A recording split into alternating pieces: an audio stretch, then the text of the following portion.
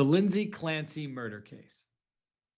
3 children, ages 5, 3, and 7 months, were strangled by their mother, a mother who was supposed to love and protect them. When I first heard those facts, I knew nothing about the case. I just heard those facts. I said, that woman should rot in hell.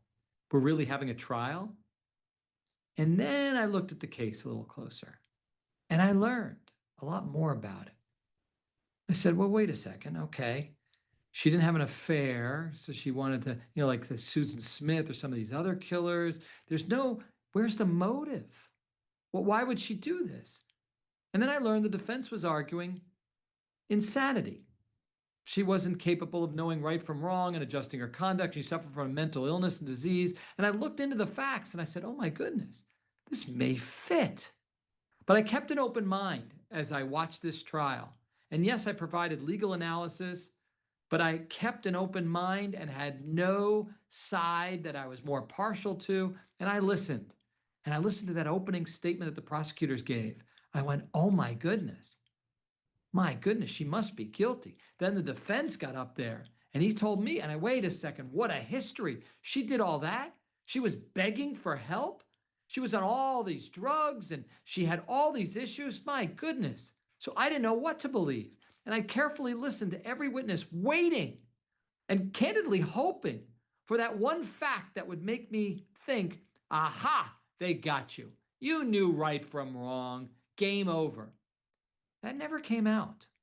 That didn't happen. In fact, I'm still watching this trial, and I've heard competing experts. And yeah, I'm partial to some. I think some have more experience with postpartum psychosis than others. But let's just look at it in the light most favorable to the state for just one moment. You got witnesses on one side, you got witnesses on the other, experts on some, experts on the other. And let's just say they all seem credible and believable, which is probably what jurors may think. If that's the case, then there's only one verdict that speaks the truth, and that's not guilty by reason of insanity. Let me explain why. The law in Massachusetts, maybe not in some other states, but in Massachusetts, requires the Commonwealth, the state, to prove beyond a reasonable doubt criminal responsibility once that defense has been alleged. And at best, we've got probably, maybe. Did she hear voice? Did she hear that voice? That persistent male voice? Maybe she did. Maybe she didn't. Was she responsible legally? Some experts say yes. Some say no. So if the defense